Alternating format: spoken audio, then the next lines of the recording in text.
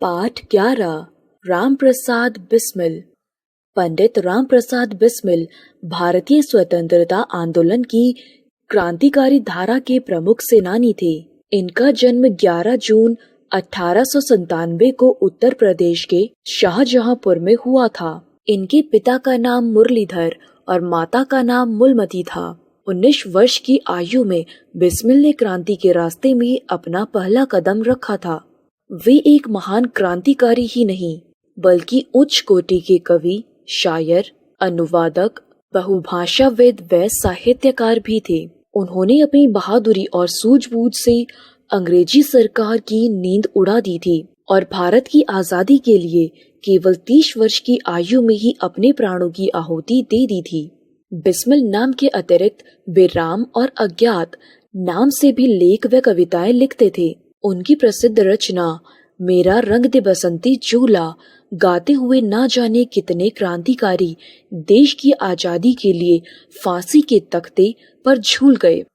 उन्होंने मैनपुरी कांड और काकोरी कांड को अंजाम देकर अंग्रेजी साम्राज्य को हिला दिया था।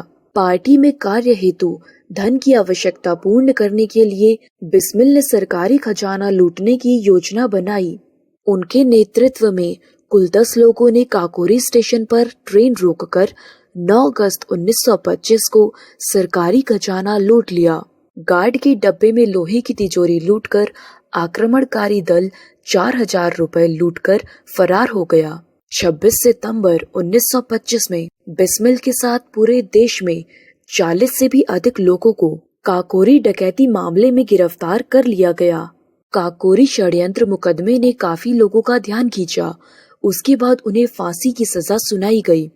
सभी प्रकार से मृत्यु दंड को बदलने के लिए की गई दया प्रार्थनाओं के अस्वीकृत हो जाने के बाद बिस्मिल अपने महाप्रयाण की तैयारी में लग गई। अपने जीवन के अंतिम दिनों में गोरखपुर जिले में उन्होंने अपनी आत्मकथा लिखी। फांसी के तख्ते पर झूलने से 3 दिन पहले तक वे लिखते रहे।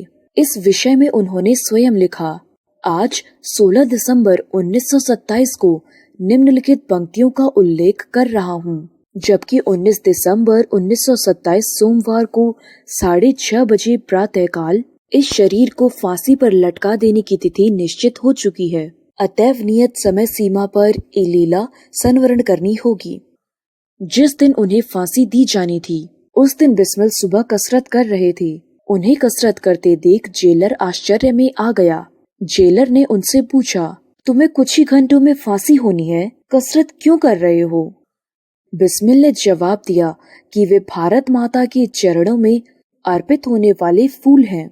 उन्हें मुरझाया हुआ नहीं होना चाहिए बल्कि स्वस्थ व सुंदर दिखना चाहिए।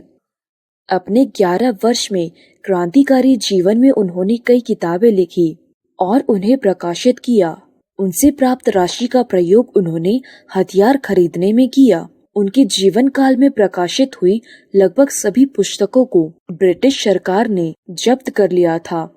महान क्रांतिकारी भारत माता के सच्चे सबूत और आजादी के आंदोलनकारियों के सबसे लोकप्रिय कवि राम प्रसाद बिस्मिल द्वारा लिखित गीत मेरा रंग दे बसंती चोला तथा देश हित पैदा हुए हैं, देश पर मर जाएंगे आज भी जब युवा सुनते हैं तो उनमें भी देशभक्ति की भावना उमड़ने लगती है।